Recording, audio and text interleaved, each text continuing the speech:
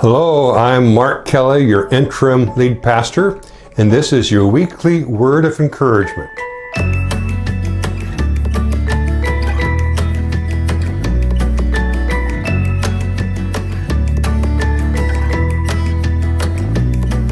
On Sunday, I wrapped up our sermon series called Caring for God's Gifts, and I talked about both the process and the joy of tithing. When I talk about the process of tithing, I mean it's simply that step of faith in which a person takes their income for the week, and the first thing that they do is the first 10%, they just write that 10% as a contribution to God's work. It's called tithing. And to me, it is an incredibly joyous process because I find that as I take that step of faith, God responds to the step of faith with joy, therefore the word cheerful giver, and with all sorts of miracles.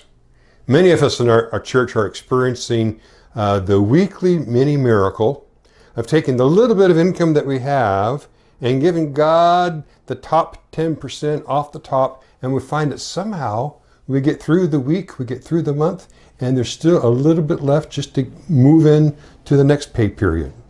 The joy is finding that when we seek first God's kingdom and His righteousness, that literally He does take care of all of our needs. Well, in response to Sunday's sermon, I've had so many people come up to me asking if they could share their own stories of how when the very first time they took that step of faith and said, I'm going to actually give to God, I'm going to give up front and see what He does, that it is surprising all the different ways that God can take care of us. He takes care of us by maybe reducing our income or reducing our needs. Maybe there's an extra income that He gives, or maybe it's simply good management. But thank you for your stories. It means so much to be able to see that God's at work in your life and just to have a little bit of glimmer of how that's working. But this miracle in tithing first and then experiencing God's abundance is just one of the examples of the bigger biblical truth, which is this: all of God's expectations for us are designed to bless us. In other words, God's commands are not just hoops to jump through to prove that we love Him. Rather, God's commands, His expectations, His regulations, define the life of blessing. I found out not too long ago from my Jewish friends that when a Jewish person thinks of the Ten Commandments, they don't think of a bunch of things they've got to do. These are the things we've got to do, which is kind of the way that I grew up. The Ten Commandments were things I have to do. No, the Jewish people look at it very differently. They look at the Ten Commandments as these are God's top secrets to how the universe works. God's secrets. And they say, we can't believe it. We, the Jewish people, our little group, God has chosen to share with us the secrets for how the universe works. Well, doesn't that just change your whole mentality about God's expectations to us? It's His secrets to how things work. And it moves us from thinking, okay, the Ten Commandments and other instructions that the Bible gives are not things that we have to do. Rather, there are things that God has given us the power and the ability to do.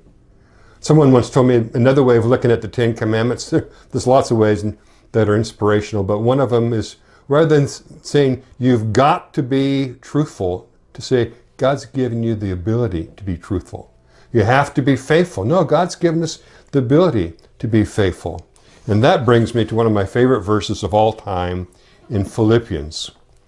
Philippians 2:13. For God is working in you, giving you the desire to obey Him and the power to do what pleases Him. God is working in you. The actual Greek word there for working is a word that the New Testament uses only in terms of God's supernatural energy.